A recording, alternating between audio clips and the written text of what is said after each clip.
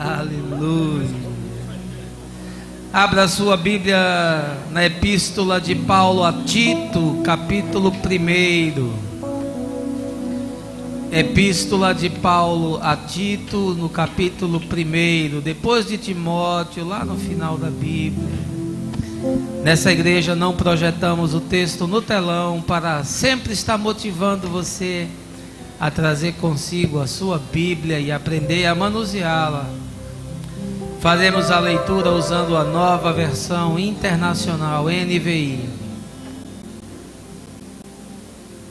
Diz assim o texto: Paulo, servo de Deus e apóstolo de Jesus Cristo, para levar os eleitos de Deus à fé e ao conhecimento da verdade que conduz à piedade, fé e conhecimento que se fundamentam na esperança da vida eterna, a qual o Deus que não mente prometeu antes dos tempos eternos.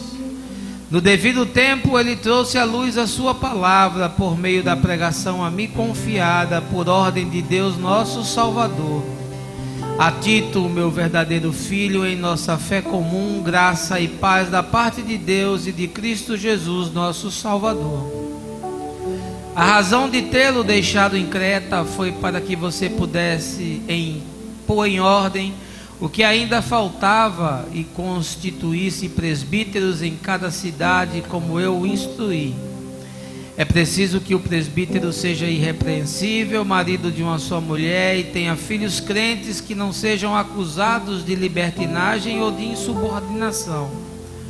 Por ser encarregado da obra de Deus, é necessário que o bispo seja irrepreensível, não orgulhoso, não briguento, não apegado ao vinho, não violento, não ávido por lucro desonesto. Ao contrário, é preciso que ele seja hospitaleiro, amigo do bem, sensato, justo, consagrado, tenha domínio próprio e apegue-se firmemente à mensagem fiel, da maneira como foi ensinada, para que seja capaz de encorajar outros pela sã doutrina e de refutar os que se opõem a ela. Pois há muitos insubordinados que não passam de faladores e enganadores, especialmente os do grupo da circuncisão. É necessário que eles sejam silenciados, pois estão arruinando famílias inteiras, ensinando coisas que não devem, e tudo por ganância. Um dos seus próprios profetas chegou a dizer: cretenses sempre mentirosos, feras malignas, glutões preguiçosos. Tal testemunho é verdadeiro, portanto repreenda-os severamente, para que sejam sadios na fé e não deem atenção a lendas judaicas, nem a mandamentos de homens que rejeitam a verdade. Para os puros todas as coisas são puras, mas para os impuros e descrentes nada é puro. De fato, tanto a mente como a consciência deles estão corrompidas. Eles afirmam que conhecem a Deus, mas por seus atos o negam. São detestáveis, desobedientes e desqualificados para qualquer boa obra. Essa é a palavra do Senhor, meus irmãos, e por ela damos graças a Deus. Você pode sentar, teremos ainda mais um cântico.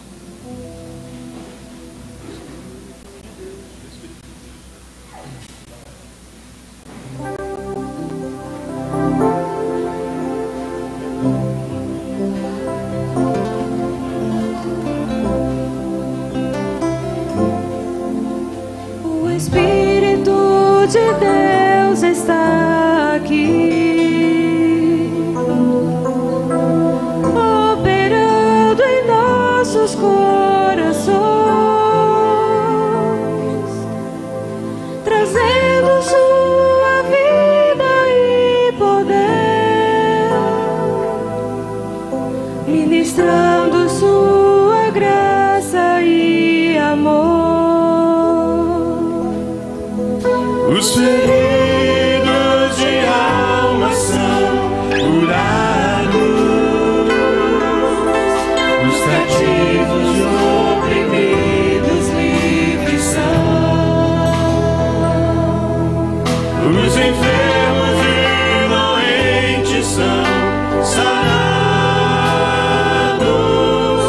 os Espíritos de Deus está aqui. Pois pois o Espírito de Deus está aqui. Pois o Espírito de Deus está aqui.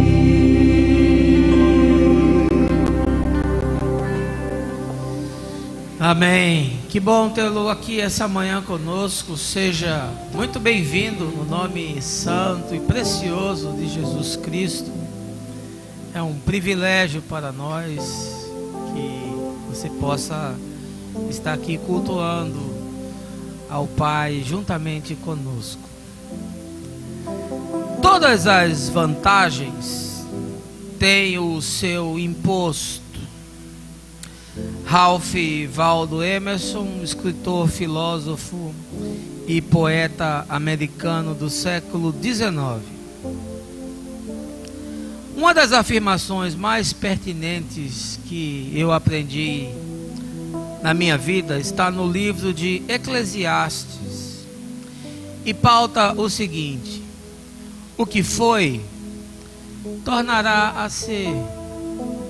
O que foi feito, se fará novamente. Não há nada novo debaixo do sol.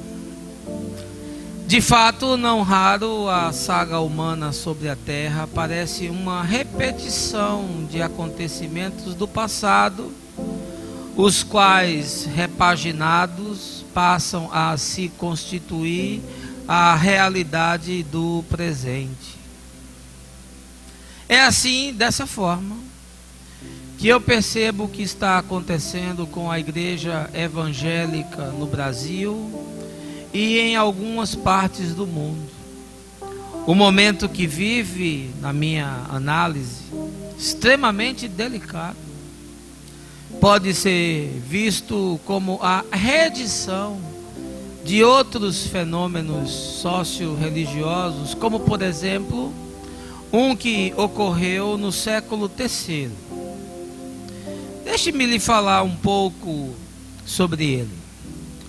O maniqueísmo, filosofia religiosa sincrética e dualista, foi construído a partir das sistematizações do profeta Mani.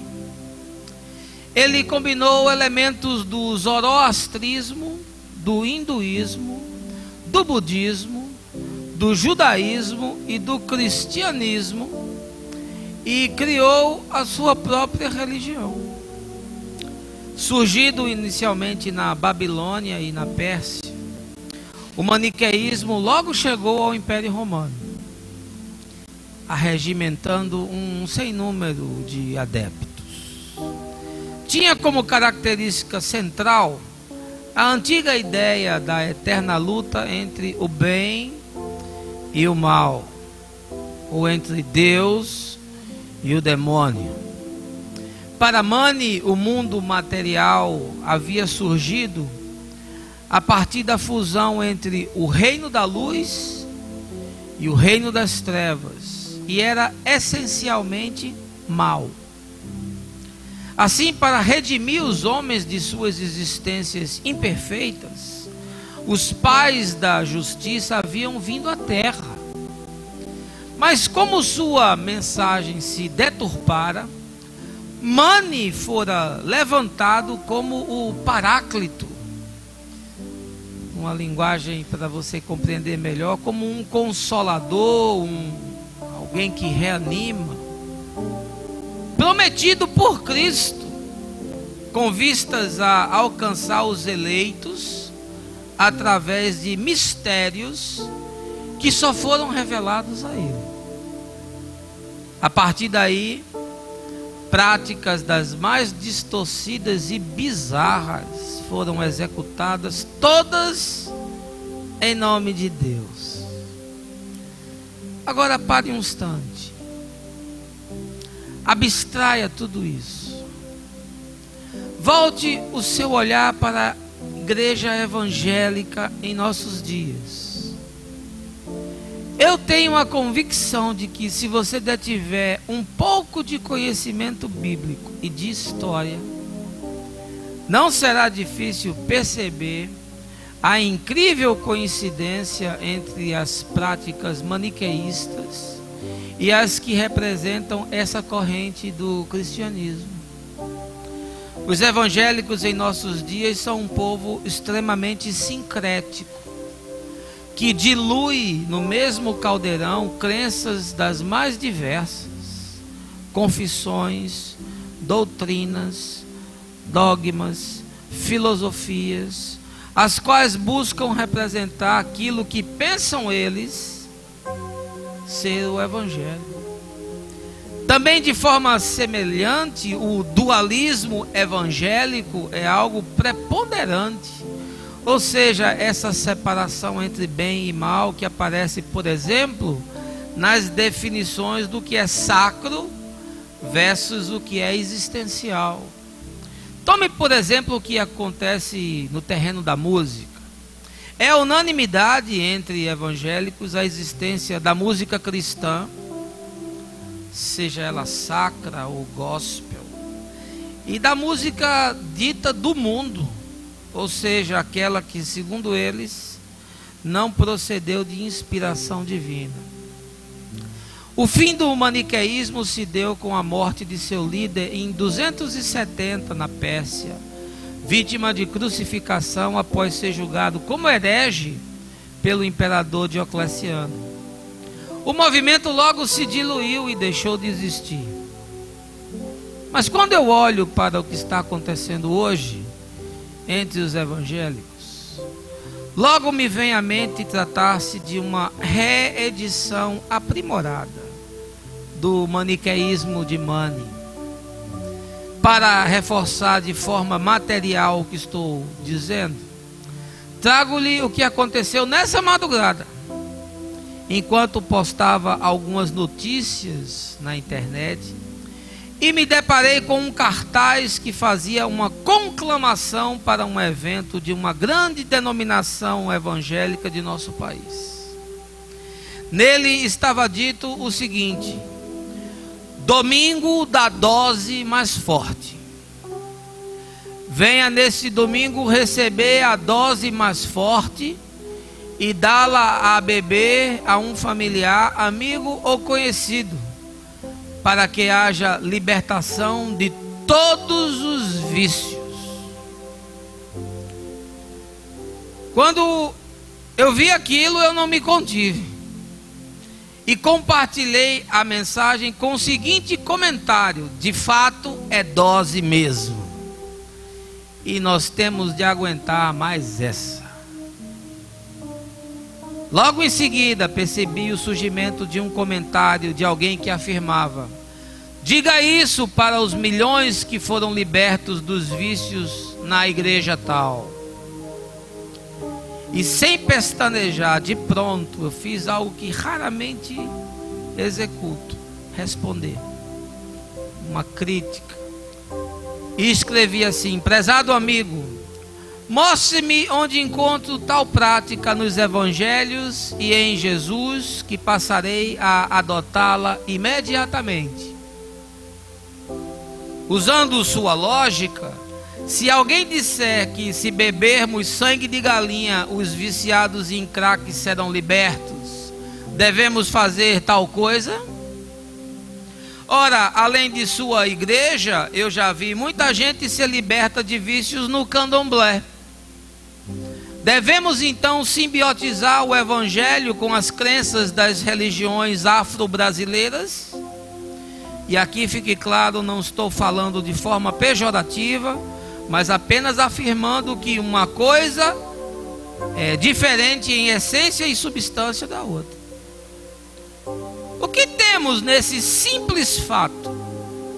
Analisando a questão que estava posta naquela pequena disputa pseudo-teológica, é a criação de um teorema que postula, em síntese, que tudo o que dá certo deve ser feito como se fosse algo aprovado, sem restrições, pelo Senhor da igreja, e isso a despeito de estar ou não de acordo com as Escrituras. Me permita, todavia, lhe afirmar algo essa manhã, com toda a convicção que tenho em meu espírito. Nem tudo que dá certo é certo para ser feito. Nem tudo o que dá certo está aprovado por Deus. Nem tudo o que dá certo é ético, é verdadeiro, é bom ou justificável. O que eu me indago é que talvez os que dirigem a massa evangélica hoje pensem da mesma forma que Joseph Goebbels, ministro da propaganda de Adolf Hitler, que sustentava: se uma mentira for repetida 1000 vezes, sempre com convicção, tornar-se-á verdade. Eu lhe afirmo com toda a pureza da minha alma, que tem muita coisa por aí dando certo, sem que haja qualquer ligação com a vontade de Deus. Daqui a alguns meses eu completarei 30 anos de caminhada cristã.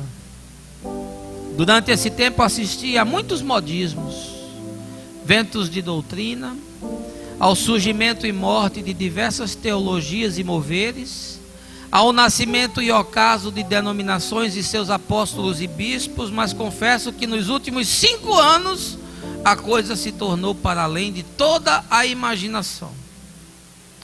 Eu nunca assisti a tanta bizarrice no meio dos evangélicos quanto nos dias atuais. É um festival de coisas horrendas, perversas, absurdas e fantasiosas. Pior é que isso tudo revela não só a falta de idoneidade e seriedade dos líderes atuais, mas sobretudo o total despreparo do povo para discernir aquilo que é heresia daquilo que é palavra de Deus. Essa manhã, tomando por base a carta de Paulo ao seu filho na fé Tito, quero lhe fornecer alguns postulados para lhe ajudar a discernir se algo faz parte do evangelho ou não, se uma doutrina é verdadeira ou não, se o que você está ouvindo e vendo por aí é de Deus ou não, e isso conforme o evangelho de Jesus, o Cristo. Nessa mensagem que eu intitulei "Faço o que é certo ou o que dá certo?", vamos analisar os conselhos de Paulo para o bispo da igreja de Creta, o qual estava enfrentando, assim como nós, o ataque de falsas doutrinas e filosofias e de falsos mestres. Mas não quero avançar sem orar antes com você. Baixe a sua cabeça, feche os seus olhos. Vivemos, Senhor, nessa igreja perdida, empurrada por doutrinas falsas, conduzida por líderes sem integridade, pastores que apacentam não segundo o teu coração, mas segundo as suas próprias cobiças. Vivemos num tempo de vãs filosofias, onde a tua palavra foi relegada ao último plano e as pessoas querem apenas ouvir mensagens que lhes façam cócegas nos ouvidos.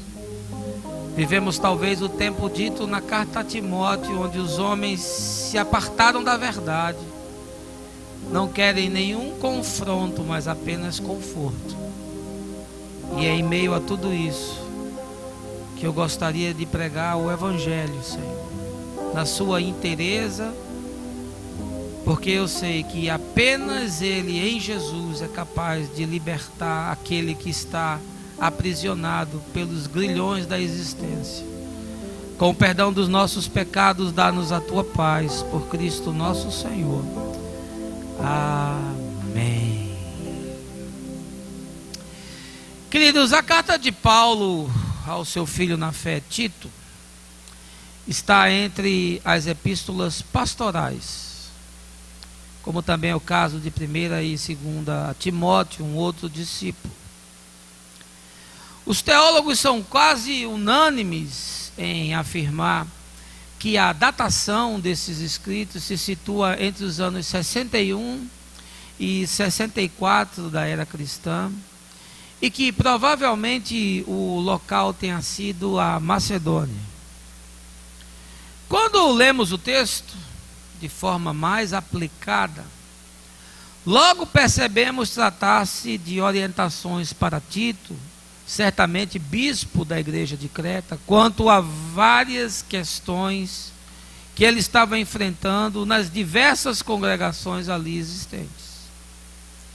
Mas para você compreender melhor os contornos subjacentes desse capítulo 1, eu vou convidá-lo a adentrar nas realidades que fazem parte da cultura social e religiosa daquela região do mundo antigo. Creta era uma ilha que ficava entre a Grécia e a Turquia. Não sei se vou passar por ela, mas acho que pelo menos vou vê-la de alguma forma, porque vou para a Turquia e para a Grécia. No passado, cerca de 1000 antes de Cristo, ela sofrera influência do mundo egeu e também do Egito. Com a ascendência de Alexandre o Grande, também houve uma impregnação da cultura helênica que chegou à ilha, e assim se simbiotizou com o material residual que ali já havia, do ponto de vista cultural, religioso, filosófico e político-social, formando assim um caldo existencial de tudo aquilo. Sob o domínio do Império Romano, desenvolvera-se em Creta uma grande comunidade judaica, o que fez com que houvesse a adição de mais elementos culturais e religiosos à sociedade ali presente. Segundo a citação de Epimênides, poeta do século VI a.C., que nasceu na ilha, veja quem eram os cretenses. Ele assim afirma: extremamente mentirosos, animais ferozes e comilões vadios. Que currículo, hein?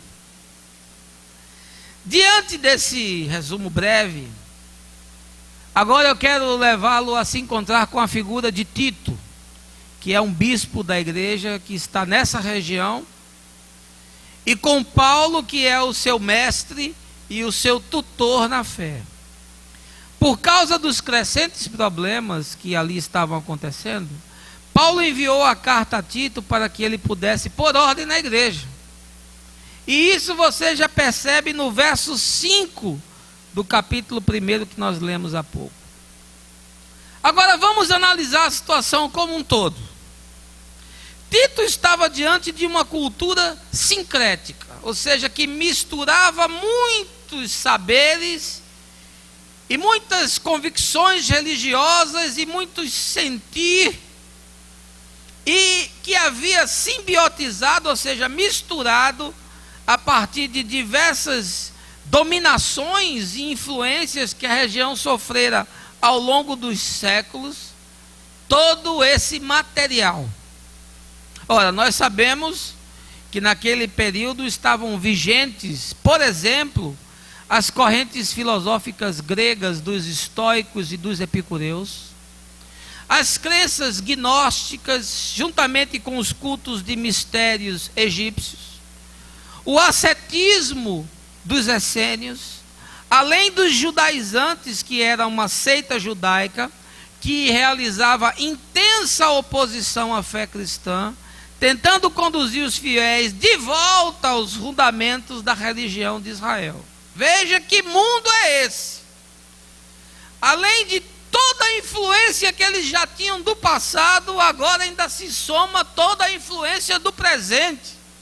Por isso você nunca pode avaliar nenhum texto das Escrituras sem estudar qual é o contexto cultural, histórico, social, político, existencial, filosófico, psicológico, antropológico, sem o qual você perde todos os contornos do texto e a letra fica vazia.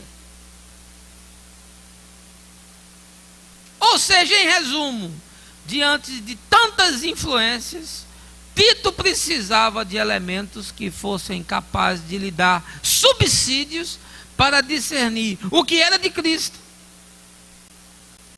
do evangelho e o que não era. E é aqui onde surge a bifurcação que separa aquilo que dá certo daquilo que é certo. Olha, meu irmão, se eu começar a pregar aqui nessa igreja aquilo que dá certo, vai ter fila para entrar e a gente vai cobrar ingresso e vai ter quem pague. Mas nem sempre aquilo que dá certo é aquilo que é certo. Aliás, para lhe ser franco, via de regra, essas duas coisas quase nunca se encontram.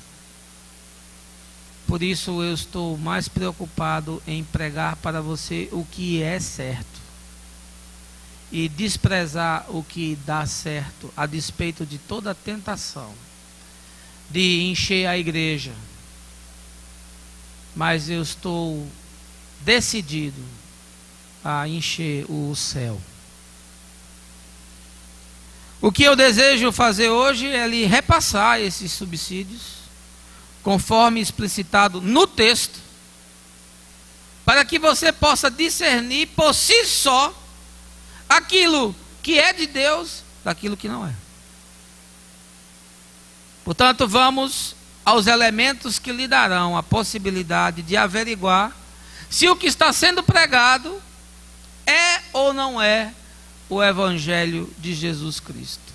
A partir de hoje, meu irmão, tudo que você lê, tudo que você escutar, tudo que lhe for apresentado como Evangelho, usando esses parâmetros, você será capaz de dizer: isso é e isso não é. Isso até parece, mas não é. E isso, o que não parece, é. Tenho falado de uma experiência recente de, após haver pregado, ter sido abordado por uma pessoa que me disse: muito boa essa sua filosofia. Estás pregando uma nova doutrina? Eu disse: não, estou pregando o Evangelho. Pena que, como nós não pregamos mais o Evangelho, isso parece uma nova doutrina.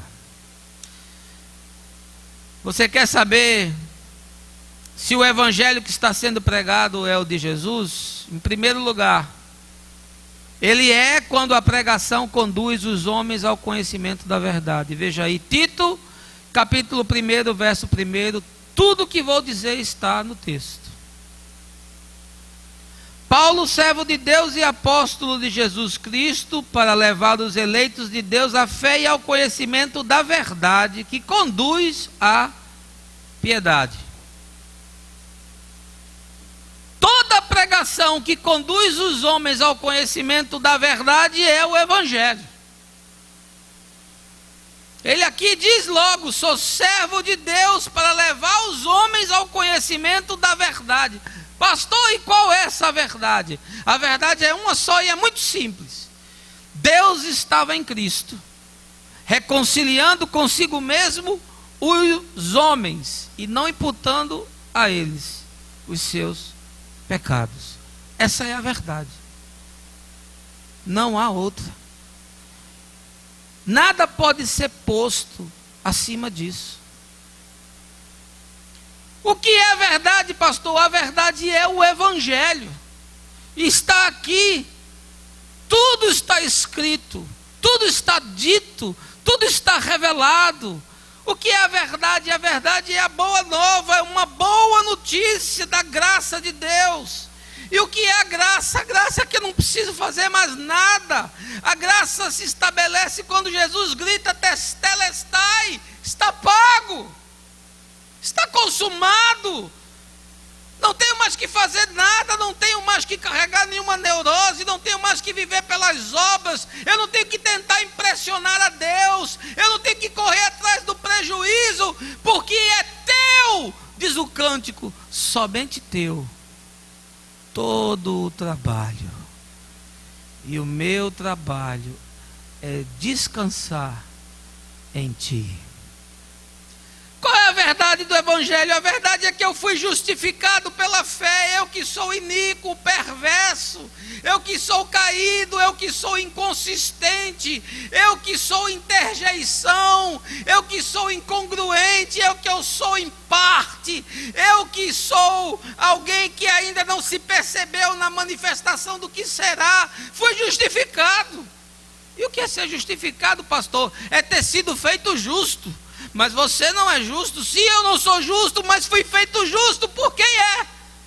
E a justiça de Deus é suficiente para Deus. E portanto, pela sua justiça, os meus pecados foram cancelados. Eu tive o meu nome escrito no livro da vida e agora estou assentado com Cristo nos lugares celestiais. Essa é a verdade. Qual é a verdade do Evangelho, pastor? É que tudo isso eu consigo pela fé e não preciso fazer absolutamente nada. Eu não preciso pagar para nada. Eu não preciso entrar em corrente nem em campanha para nada. Eu não preciso fazer barganha com Deus. Eu não preciso trocar. Essa é a verdade. Você não precisa vir aqui com uma neurose na sua cabeça de ter que deixar aqui a sua carteira. Porque Deus não está interessado no seu dinheiro. Deus está interessado no seu coração. Se Ele tiver o seu coração, a sua consciência será transformada e você de forma generosa ofertará, sabendo que isso aqui não funciona só com gracejo e oração. E se a sua consciência não mudar, você pode ter todo o dinheiro do mundo e será incapaz de tirar uma moeda do seu bolso e trazê-lo até aqui à frente. Porque o dinheiro na sua vida terá se tornado uma potestade que lhe amarra. A verdade é o novo nascimento. É o fato de que você nasceu da água e do Espírito. E Nicodemos, mestre de Israel, chegou para Jesus e disse: não compreendo. E ele disse: nem pode compreender, isso só se discerne espiritualmente. O novo nascimento é a regeneração de quem somos para andarmos numa perspectiva diferente. A verdade de Deus é a vida transformada, é uma mente pacificada, é um coração desejoso de perdoar, é aqueles que querem se reunir, formar comunidade e andar em comunhão uns com os outros, é a experimentação dos sacramentos, é a plenitude do Espírito Santo, é o derramamento dos dons. Isso é a verdade do Evangelho, mas isso ninguém prega. O sujeito está pregando aí, como é que você faz para ser rico? Como é que você faz para o seu negócio dar certo? Como é que você faz para sua mulher ou seu marido voltar para você? Como é que você faz para dar 100 e voltar 1 milhão? Como é que você faz para ter um apartamento melhor? Como é que você faz para ter um negócio que vai ser extraordinário? Mas isso não é a verdade do Evangelho. Isso inclusive nem está no Evangelho. A verdade é que vai haver juízo, e Deus trará a julgamento todas as obras. A verdade é que vai haver a segunda vinda, e o Senhor buscará a sua igreja. A verdade é que Ele reservou para nós um projeto de existência eterno, com um corpo reconstruído, e um lugar que eu não sei como é, mas sei que não haverá mais pranto, nem morte, nem dor. E a minha alma anseia para que esse dia chegue, porque então eu conhecerei como sou conhecido, verei o Senhor face a face, verei a Jesus como Ele é. Amém, irmãos? Se qualquer outra coisa estiver sendo pregada, mesmo que seja por um anjo do céu, meu irmão, eu lhe afirmo em nome de Jesus, isso não é o Evangelho. Em segundo lugar, você quer saber se o que está sendo pregado é o Evangelho? É quando a pregação conduz os homens à leitura e interpretação das Escrituras. Veja aí o verso 3. No devido tempo ele trouxe à luz a sua palavra, por meio da pregação a mim confiada, por ordem de Deus nosso Salvador. Olha, eu ligo a minha televisão e vejo esses programas ditos evangélicos, e que o cara menos faz é pegar na Bíblia. O sujeito faz uma sopa de versículos, normalmente citados sem nenhuma conexão, com uma interpretação que nem criancinha de escola dominical acredita, e sai jogando aquilo em cima do povo, e o povo que não sabe absolutamente nada come lixo como se fosse pudim. A palavra tem que ser pregada. Paulo, escrevendo aos Romanos, diz: como crerão se não há quem pregue? E eu me pergunto, como pregarão se não tem coragem de falar a verdade? Quem é que sobe num púlpito hoje para dizer a verdade? Quem é que está disposto a pregar a verdade e esvaziar a igreja? Porque o povo quer ouvir aquilo que faz cócega no ouvido, meu irmão. E isso eu posso dizer por experiência própria. Deus trouxe luz à palavra, diz Paulo. Sabe o que é isso? Ele trouxe revelação. Esse livro para mim era letra. E era uma letra sem significado. Mas um dia Deus derramou sobre mim uma unção do Espírito, conforme o apóstolo João na sua carta, que diz que eu e você recebemos uma unção que ninguém precisa mais nos ensinar, porque o próprio Espírito vai nos trazer a sua palavra. Mas eu lhe pergunto, se nós precisamos ler e interpretar as Escrituras, o que estamos fazendo para tal? Se para eu saber se algo é bom ou ruim, se é do céu ou da terra, se promove vida ou morte, se me leva à eternidade com Deus ou sem Deus, se é o evangelho ou uma vã filosofia, o quanto que eu faço para entender as Escrituras? Paulo, falando ao seu outro discípulo Timóteo, diz: Timóteo, te apresenta a Deus como alguém que sabe e conhece bem as Escrituras. Eu lhe pergunto, você conhece bem as Escrituras? Porque por ela você vai viver e por elas você vai morrer. O salmista diz: lâmpada para os meus pés é a tua palavra e luz para os meus caminhos. Sabe o que ele está falando? Ele está dizendo o seguinte, de forma alegórica: andar na existência é andar nas trevas, é andar no escuro. Mas se você quer enxergar por onde anda, sem cair em armadilhas e em buracos, sem tropeçar em pedras e se machucar, você precisa de uma lâmpada para os seus pés. E essa lâmpada é a Escritura Sagrada. Jesus, debatendo com os doutores da lei, disse: vocês erram porque não conhecem as Escrituras. O profeta Oséias, do capítulo 8, diz: o meu povo está sendo destruído porque lhe falta o conhecimento. E eu lhe pergunto, quanto tempo por dia você gasta com a Bíblia? E eu lhe pergunto, quanto tempo por semana você gasta com a Bíblia? Mas pastor, o senhor está sempre falando nisso. Estou, meu irmão, vou falar nisso até o dia que o Senhor me levar, porque essa responsabilidade pesa sobre mim. Enquanto você não entender, não ler, não interpretar as Escrituras, a sua vida vai ser medíocre do ponto de vista de uma espiritualidade consequente. Por isso as pessoas se tornam reféns de lobos vorazes, que pregam aberrações, e eu nunca vi um povo para gostar tanto de doidice, de maluquice e de novidade quanto o povo evangélico. Entre no Facebook da Paróquia Nova Vida e veja o que eu postei essa madrugada sobre as últimas do mundo eclesiástico e veja se aquilo tem alguma coisa a ver com Jesus Cristo. Mas por que eu preciso aprender a ler a Bíblia, pastor? Eu, sim, de toda forma não dá para mim ler. Não dá não, filho. Sabe por quê? O livro foi escrito por 1.600 anos, por quase 50 autores. Cada um deles viveu num tempo diferente. Cada um tinha uma cultura diferente. Cada um vivia com uma cosmovisão diferente. E os contornos sociais, políticos, históricos, geográficos, antropológicos, religiosos, filosóficos, psicológicos, são todos diferentes. Como é que você vai ler tudo isso sem você ter um ferramental?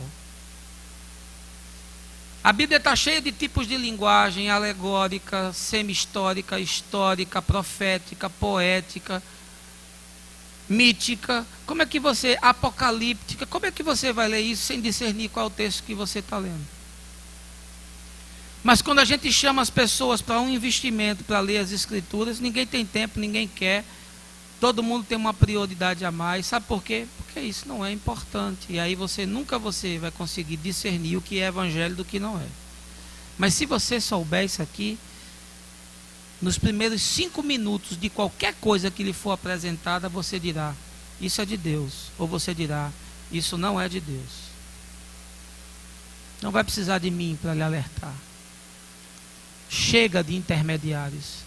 Deus quer falar com você. Amém. Em terceiro lugar, você sabe se o evangelho que está sendo pregado é o de Jesus, quando a pregação conduz os homens a um padrão de excelência no ministério. Veja aí versos 7 e 8. Por ser encarregado da obra de Deus, é necessário que o bispo seja irrepreensível, não orgulhoso, não briguento, não apegado ao vinho, não violento, não ávido por lucro desonesto. Ao contrário, é preciso que ele seja hospitaleiro, amigo do bem, sensato, justo, consagrado e tenha domínio próprio. Você quer saber se um homem está caminhando segundo o evangelho? Veja se ele busca um padrão de excelência no exercício da sua função. E aqui presbítero e bispo são funções correlatas, são funções daqueles que governam a igreja. Pouco antes ele fala dos presbíteros e logo depois está falando dos bispos, mas as exigências são as mesmas. Agora olhe para aqueles que estão liderando o rebanho de Deus em nossos dias. Veja que esses homens aparecem quase que toda semana em algum escândalo. São pegos com dinheiro dentro da Bíblia. São processados pelo Ministério Público porque tem demandas de impostos que não foram pagos. Estão sendo caçados pela Receita Federal. Estão sendo processados pela Justiça Civil. Estão sendo processados pela Justiça do Trabalho. Como pode? Aquele que tem que ser padrão, aquele que tem que ser referência. Estou aqui falando de perfeição? Não estou, porque eu não sou o modelo de perfeição. Eu não sou super-homem, nem desejo ser. Eu sou igual a você com uma função diferente. Mas estou falando que aqueles que vivem conforme o evangelho buscam um padrão de excelência. Você logo verá se um homem é uma mulher de Deus ou não, olhando para a vida dele. A Forbes, aquela revista famosa, essa semana publicou os homens mais ricos entre os religiosos. Vá lá e veja a lista. E veja se não são esses que são donos de TV e que estão aí explorando as pessoas e passam 2/3 do programa fazendo apelo de dinheiro. Fui numa igreja dessa outro dia e por 7 vezes foi feito apelo para o povo levar dinheiro. E em nenhum momento eu ouvi o nome de Jesus ser falado. Todo o testemunho que se dava era: quando eu entrei na igreja tal, a minha vida mudou. Veja que o padrão que Paulo coloca para quem está na liderança é um padrão que busca a excelência. Eu lhe afirmo, meu irmão, eu nunca quis ser medíocre profissionalmente. Tudo que eu fiz na minha vida profissional eu fiz com excelência. Aliás, se você procurar saber no mercado quem eu sou, você vai ouvir, na pior das hipóteses, que é alguém competente, sério e bem sucedido naquilo que se propôs a fazer, não necessariamente financeiramente. E aqui eu lhe dou 50 telefonemas para você ligar, de parceiros, de clientes, de fornecedores e de funcionários. Não é só em Recife não, eu lhe dou aqui, dou em Minas, dou em São Paulo, dou no Rio, dou em Brasília, nos lugares onde eu trabalhei na minha vida. Porque eu sempre quis ter excelência profissional. Você quer ter excelência na sua vida com Deus? Você quer ter excelência no exercício do seu ministério? Aliás, você exerce algum ministério? Hoje estamos aqui entregando o calendário de atividades. Um desafio enorme que a comunidade vai fazer para implementar movimentos e realizar programas. Você está comprometido com algum deles? Aí alguém vai me dizer, eu não estou pronto. Eu também não estou não, meu irmão. Aliás, aqui ninguém está pronto. Se alguém estiver pronto, Jesus vai levar você para o céu. Se tiver alguém pronto, vem aqui que eu vou fazer uma oração de desencarnamento e você vai se encontrar com Jesus agora. Vem aqui para eu orar por você. Tem alguém aqui que quer ver Jesus? Ao vivo e a cores? Vem aqui que eu oro agora e você se encontra com Ele. Ninguém está pronto, meu irmão. Você pensa que os discípulos estavam prontos? Estavam não. Você pensa que os apóstolos estavam prontos? Estavam não. Mas sabe o que eles fizeram? Eles foram. E Deus os aprontou no caminho.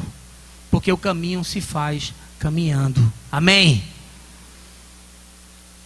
Nós somos gigantes profissionais e pigmeus espirituais.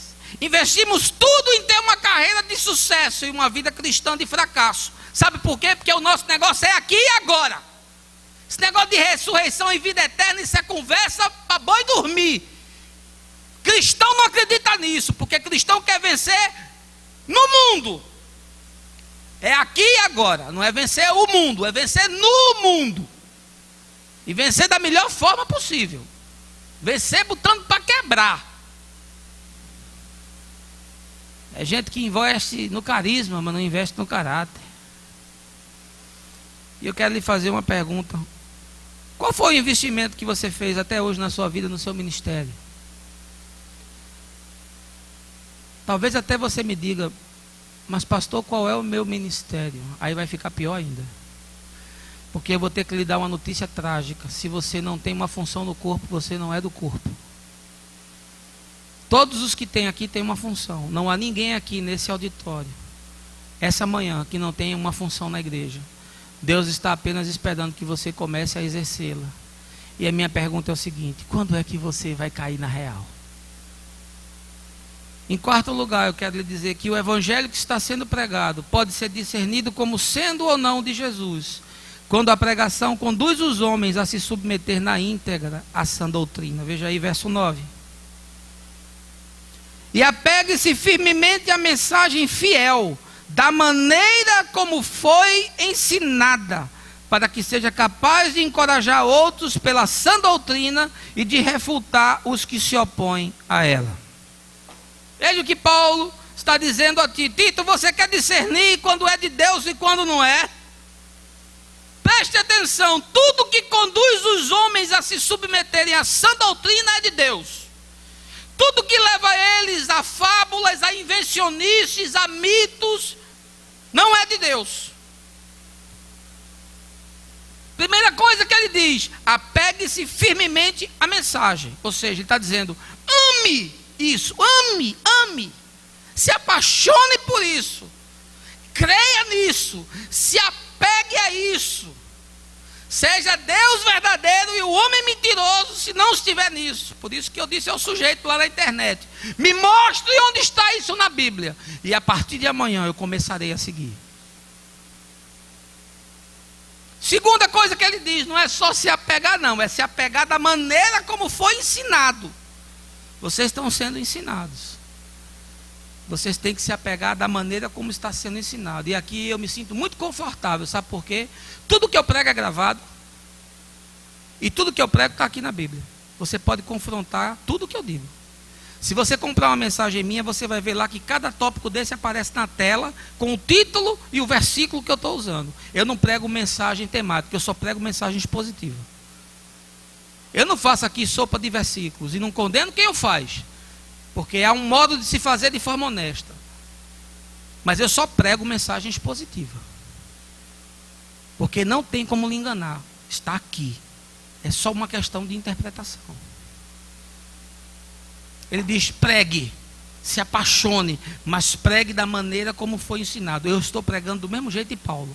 Eu estou só ressignificando o texto para hoje. Eu estou trazendo só o texto para uma aplicação contemporânea, mas eu estou dizendo a mesma coisa. E ele diz: ensine a sã doutrina. O que eu estou ensinando a você aqui é a sã doutrina. Eu não estou dizendo para você que a gente vai fazer uma campanha aqui, cada um vai trazer uma rosa, eu vou orar pela rosa, e depois você vai levar a rosa, planta ela no quintal de casa, e cada dia que cair uma pétala, você bota dentro de um copo d'água e toma, e você vai ficar curado das suas enfermidades. Eu não estou dizendo para você que você vai vir aqui para uma campanha do gole maior, da bicada mais poderosa. Você vai tomar uma bicada aqui, vai sair e vai levar esse negócio para casa que eu não sei nem o que é. E o cara que der uma bicada naquele negócio vai ser curado de todos os vícios. Não é de qualquer vício, não, é de todos. Meu irmão, eu queria levar lá no pastor Edson, que tem 30 viciados de crack, uma bicada dessa para a moçada dar lá, e para ver se no dia seguinte eles largavam o crack.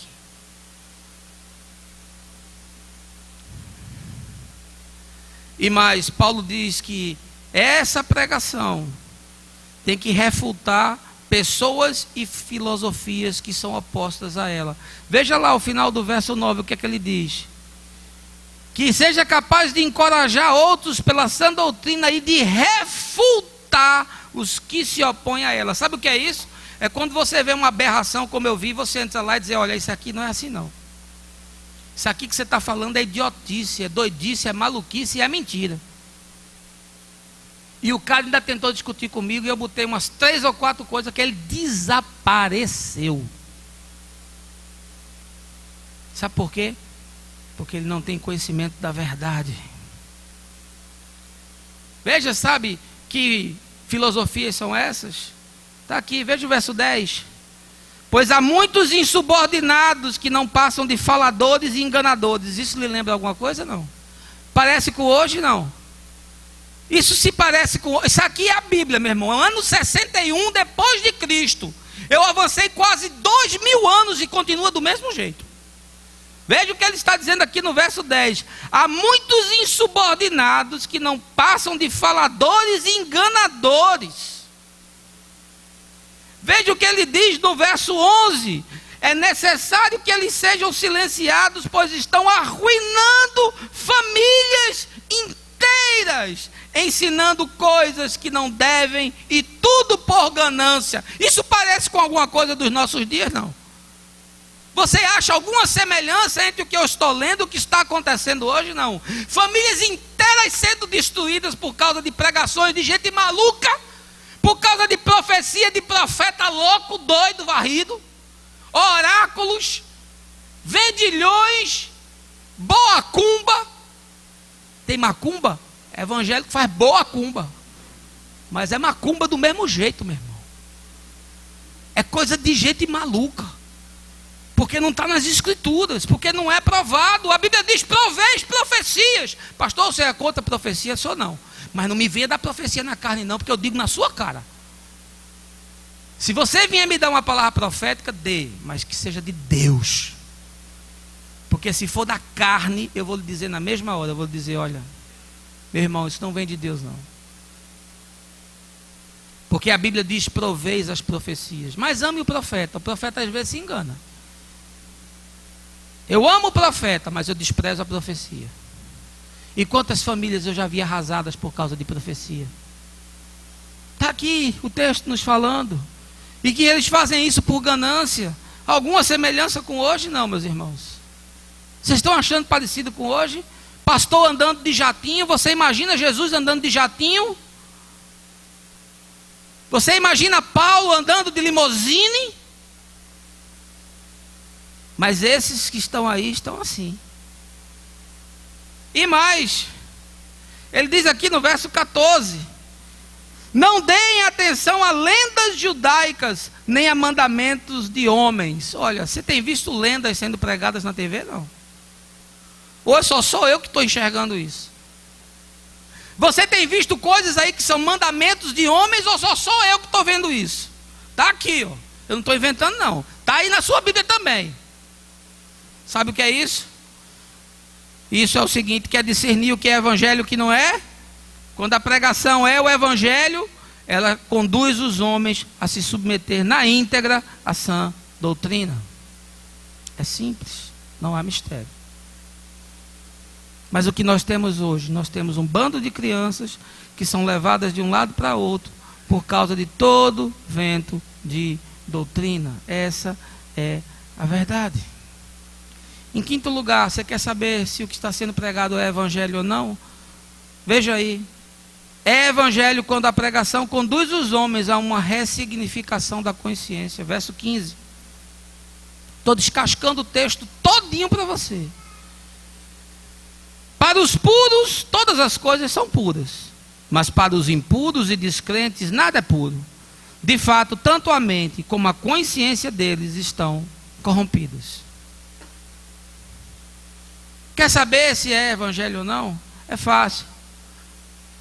A mensagem tem que conduzir as pessoas a mudarem as suas consciências. Porque a mensagem da salvação implica num novo padrão de consciência. É isso que se chama metanoia. Eu tenho dito aqui direto, metanoia não é mudança de atitude, metanoia é mudança de mente. Primeiro a mente muda, depois as atitudes mudam. Aí o cara quer mudar as atitudes sem mudar a mente, aí não fez nada.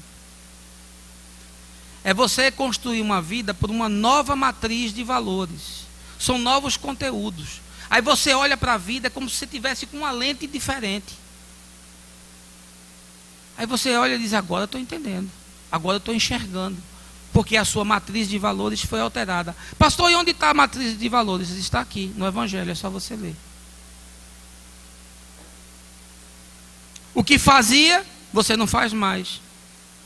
Porque você passa a ver e a agir de uma forma completamente diferente. Por isso que Paulo diz, tudo é puro para os puros. Ele não está falando aqui de nada do ponto de vista moral. Ele está falando aqui do ascetismo judaico, daquelas liturgias, daquelas oblações, daqueles ritos, daquelas cerimônias, daquelas tradições. Paulo está dizendo, olha, nada disso mais é necessário, porque para os puros, tudo se torna puro, porque Jesus nos tornou puros. E o hino diz, alvo mais do que a neve. Amém? Nós fomos lavados no sangue de Jesus. Amém, queridos? Você não precisa ser lavado mais com nenhum detergente desses que estão aí, porque o sangue de Jesus lhe purifica de todos os seus pecados. A igreja evangélica está impregnada de mandingas, de sincretismos, de invencionices, de falsas doutrinas.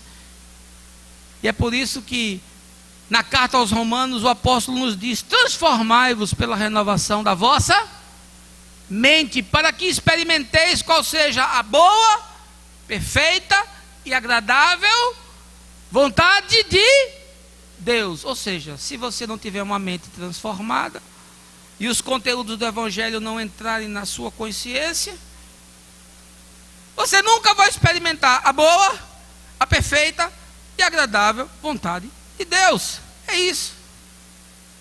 Simples, não é? Está tudo aqui. Eu não estou inventando nada. Só estou pregando. E em último lugar, eu quero lhe dizer, você quer saber se o que está sendo dito é o Evangelho ou não? Basta ver se a pregação conduz os homens à coerência entre ensino e prática. Verso 16. Eles afirmam que conhecem a Deus, mas por seus atos o negam.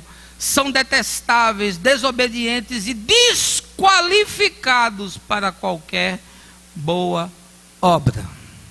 Quer saber se é de Deus ou não é? Vejam o que eles falam e vejam o que eles fazem. É simples. Veja se o discurso corresponde à materialidade das ações.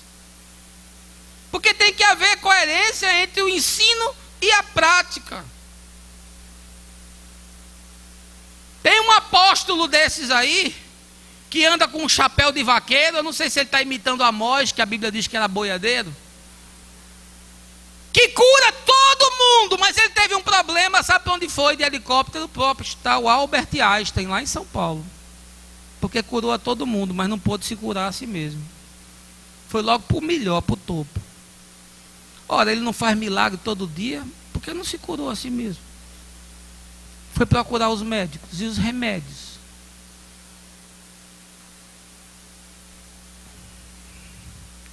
Pessoas enriquecendo com o Evangelho, pessoas formando fortunas, porque falam uma coisa e vivem outra completamente diferente. Quem tem coragem de dizer, como o apóstolo Paulo disse à igreja de Corinto, sejam meus imitadores como eu sou de Cristo? Você tem coragem de chegar para alguém e dizer assim, me imite? Você tem coragem, meu irmão? Você tem coragem, minha irmã? Me diga aí. Você aí, está me ouvindo, tem coragem? Eu não sou o super-homem não, mas eu tenho. Olhe para a minha vida e faça o que eu faço. Quer saber como é a minha vida? Vá lá no meu escritório. Vá lá na minha casa. Pergunte a minha mulher, a minha filha. Sente com eles. Não pergunte a mim não. Porque senão eu só vou dizer coisa boa. Vá lá onde eu estou, no dia a dia. E converse com as pessoas. E eu lhe desafio a fazer o que eu faço. Sou super-homem? Sou não. Tenho defeitos? Tenho muitos. Mais do que você, inclusive. Mas quando eu cair, você vai ver como eu conserto. Quando eu errar, você vai ver como eu me arrependo. Sabe por quê? Porque eu quero levar Deus a sério. Quero lhe dizer mais, igreja não existe para enriquecer ninguém. Igreja não existe para viabilizar a vida de ninguém. Pastor, você que é pastor de igreja, vá trabalhar. Paulo fazia tenda e era Paulo. Você vai trabalhar. Se algum dia houver a possibilidade de você viver do ministério, que bom, porque a igreja atingiu um nível de consciência em querer que o seu pastor se dedique exclusivamente à obra. Viva com dignidade, mas não tire da igreja aquilo que ela não pode dar. Gente que tira 70%, 80% da renda da igreja para viabilizar o seu ministério, isso é uma perversão. Eu sou empresário e não comprometo mais de 50% da receita da minha empresa com folha de pagamento. Como é que um pastor pode arrancar 70%, 80% da receita da igreja para viabilizar o seu salário? Então a igreja existe para viabilizar o ministério dele. Eu quero lhe dizer uma coisa essa manhã. Igreja não existe para viabilizar o ministério de ninguém. Igreja existe para congregar os filhos de Deus e para anunciar a boa nova da salvação. Amém, gente? Agora, por outro lado, sabe o que acontece? Quando a gente começa a abrir a consciência das pessoas e desneurotizar os neurotizados, ninguém oferta mais, ninguém dá mais. Sabe por quê? O cara diz, não preciso mais dar não. Que tristeza. A gente imagina que com o aumento da consciência aumentará a generosidade, mas é ao contrário. A gente liberta as pessoas dos grilhões e elas se tornam avaras. Se eu estivesse pregando aqui que o gafanhoto ia entrar na sua casa, comer o seu liquidificador, comer o seu micro-ondas, comer a sua TV, comer o motor do seu carro, ficar você doente para gastar dinheiro com remédio, comer até a sua coxa, comer até o seu cabelo, você estava dando até as calças. Mas como a gente aqui diz que tudo isso é mentira e invencionice, aí ninguém dá nada. Aí a gente sai de um extremo para o outro. Eu sento com o tesoureiro e vejo as arrecadações e digo, meu Deus, o que está acontecendo? Se nós estamos pregando a tua palavra, por que as pessoas não contribuem? Será que elas não sentem desejo? Será que o Espírito Santo não fala com elas? E não as insta a repartir um pouco do que tem para que a obra de Deus seja realizada? Está aqui o texto dizendo que eles afirmam que conhecem a Deus, mas por seus atos o negam. Lembrei de Tiago. Mostra-me a tua fé sem obras, que eu com as minhas obras te mostrarei a minha fé. Mostra-me essa tua fé sem tu dar R$1 de oferta, que nós vamos te mostrar aqui aqueles que metem a mão no bolso para fazer com que as coisas aconteçam. Eu digo com tristeza, entre os membros, nós não temos aqui 10 pessoas que contribuem com regularidade. 10. Eu não saio investigando dízimo de ninguém não, porque não me interessa quem dá, quem deixa de dar, se dá e se não dá. Me interessa aqui é pregar o evangelho, mas o tesoureiro me informa. E ele diz, pastor, é uma vergonha o que acontece. Mas o cara é uma espiritualidade ultrasensorial. Se entrar qualquer um ali com uma coisa diferente, ele já vai julgando, já vai dizendo, ó, esse aqui não pode não, porque não é igual a gente. Cheio de versículos, cheio de citação bíblica. Mas é incapaz de meter a mão para contribuir. E o versículo diz, esses estão desqualificados. Abraham Lincoln, um dos mais bem-sucedidos presidentes dos Estados Unidos, afirmou: é possível enganar parte do povo todo o tempo. É possível enganar parte do tempo todo o povo, mas jamais será possível enganar todo o povo todo o tempo. A semana passada nós que fazemos o blog Higienizar, hoje é o maior entre os cristãos, e no meu caso sou escritor e sou editor junto com outros, recebemos do senador da República, Roberto Requião, uma carta onde Sua Excelentíssima afirmava estar disposto a entrar numa briga de gente grande contra o poderio dessas denominações que estão nas TVs pregando outro evangelho que não é de forma alguma, nem de longe, parecido com o de Jesus. Nós respondemos que no blog somos poucos. Pensadores, escritores, filósofos, teólogos, pastores, cerca de 15 pessoas. Mas na internet alcançamos diariamente mais de 70 mil pessoas, ou seja, mais de 2 milhões por mês. Desde o dia que recebemos a carta, começamos a contatar líderes evangélicos de verdade, em todo o país, associações, ministérios para-eclesiásticos, tudo com vistas a promover em Brasília um manifesto contra essa bandalheira que aí está, contra esses estelionatários da fé, traficantes do sagrado e intermediários da religião. Nós estamos dispostos a produzir um grande debate nacional com quem deseje se envolver, com vistas a pormos um basta no que aí está, pelo menos fazendo com que fique claro o que é o evangelho e o que são os evangélicos e a profunda diferença em relação a essas denominações e seus líderes. Eu não sei quem vai participar, eu não sei se vai dar em alguma coisa, não sei que tipo de pressão vamos sofrer, ou retaliações, ou injúrias, calúnias, difamações, perseguições. O Espírito Santo, todavia, me assegura que todos os que desejam viver piedosamente em Cristo Jesus serão perseguidos.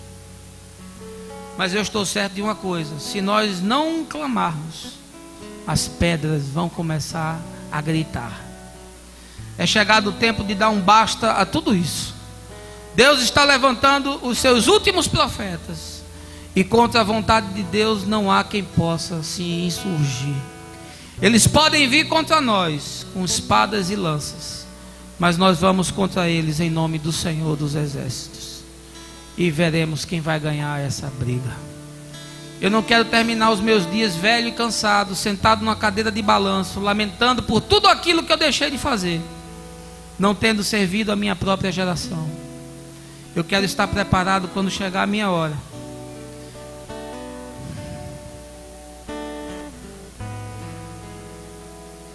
para dizer ao meu Senhor: combati o bom combate, completei a carreira e guardei a fé. E eu vou ouvir da sua boca: filho, a coroa da justiça já te está guardada, a qual eu, que sou o Senhor e reto juiz, te dou neste dia. E Ele dará não somente a mim, mas a todos os que aguardam e confiam na volta do Senhor. E que Deus te abençoe essa manhã, no nome de Jesus.